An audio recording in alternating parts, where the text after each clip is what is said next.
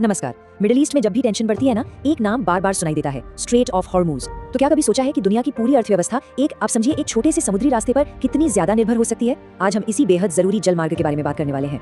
तो आइए चलिए एक मिनट के लिए सोचते हैं, अगर ये जो संकरा सा रास्ता है अचानक से बंद हो जाए तो क्या होगा? मतलब कौन से देशों पर सबसे ज्यादा असर पड़ेगा और पूरी दुनिया की इकोनॉमी का क्या होगा? चलिए इन्हीं सवालों के जवाब ढूंढते हैं। तो सबसे पहले ये समझना जरूरी है कि आखिर ये स्ट्रेट ऑफ हॉर्मुज है क्या और ये इतना ज्यादा जरूरी क्यों है।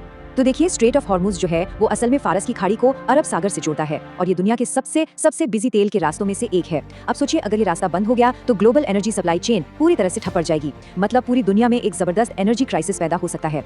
अब जो आंकड़े हम देखने जा रहे हैं ना, वो सच में आपको हैरान कर देंगे।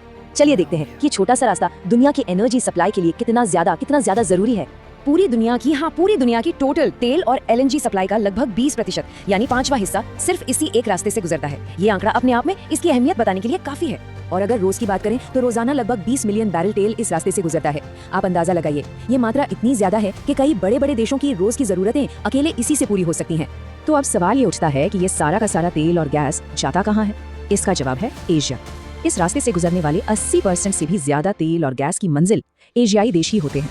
तो चलिए कुछ बड़े एशियाई देशों पर एक नजर डालते हैं। सबसे पहले चीन, जो दुनिया का सबसे बड़ा तेल इंपोर्टर है। उसका आप समझिए 40 से 45% तेल का इंपोर्ट इसी रास्ते से आता है। अब बात करते हैं भारत की तो 2/3 से भी ज्यादा कच्चे तेल की सप्लाई यहीं से होती है। और जापान और साउथ कोरिया जैसे देश, अरे वो तो अपनी एनर्जी जरूरतों के लिए लगभग पूरी तरह इसी रास्ते पर निर्भर है। लेकिन कहानी सिर्फ तेल खरीदने वालों की नहीं है। जो देश तेल बेच रहे हैं ना, उनके लिए भी एक बहुत ही गंभीर चुनौती बन सकती है। ये सिचुएशन आप समझिए एक दो धारी तलवार की तरह है। एक तरफ तो वो देश हैं जिन्हें तेल चाहिए, उन्हें तेल नहीं मिलेगा, और दूसरी तरफ वो देश हैं जो तेल बेच रहे हैं, वो अपना तेल बेच ही नहीं पाएंगे। मतलब उनकी पूरी की पूरी अर्थव्यवस्था ठप हो जाएगी। सऊदी अरब, कुवैत, इराक, कतर और यूएई, ये वो बड़े तेल और गैस एक्सपोर्टर हैं जिनकी इकोनॉमी पर ताला लग सकता है। क्यों? क्योंकि उनका जो मेन एक्सपोर्ट का रास्ता है वही बंद हो जाएगा। और देखिए, एनालिस्ट तो यहाँ तक चेतावनी देते हैं कि अगर ये रास्ता बंद हुआ तो इराक और कुवैत जैसे देशों को कुछ ही दिनों के अंदर, सिर्फ कुछ ही दिनों में अपना तेल प्रोडक्शन कम करना पड़ जाएगा। यानी इसका असर लगभग फौरन दिखेगा। तो इसका असर सिर्फ मिडिल ईस्ट और एशिया पर ही नहीं रुकेगा। इसकी जो लहरें हैं ना, वो पूरी दुनिया में महसूस की जाएंगी। और यूरोप भी इससे बच नहीं पाएगा। इटली, बेल्जियम और पोलैंड जैसे देश ये कतर से आने वाले एलएनजी पर बहुत ज्यादा निर्भर हैं और वो गैस अक्सर इसी रास्ते से होकर आती है। और यूक्रेन वॉर के बाद तो ये यूरोप के लिए एक और बहुत बड़ा एनर्जी शॉक होगा। और इसका नतीजा क्या होगा? नतीजा ये होगा कि पूरी दुनिया में तेल और गैस की कीमतें आसमान छूने लगेंगी और इसका सीधा असर हर इंडस्ट्री पर, हर आम आदमी की जेब पर पड़ेगा। तो कुल मिला के हम ये कह सकते हैं कि स्ट्रेट ऑफ हॉर्मुज ये सिर्फ एक समुद्री रास्ता नहीं है, ये तो आप समझिए ग्लोबल इकोनॉमी की लाइफलाइन है।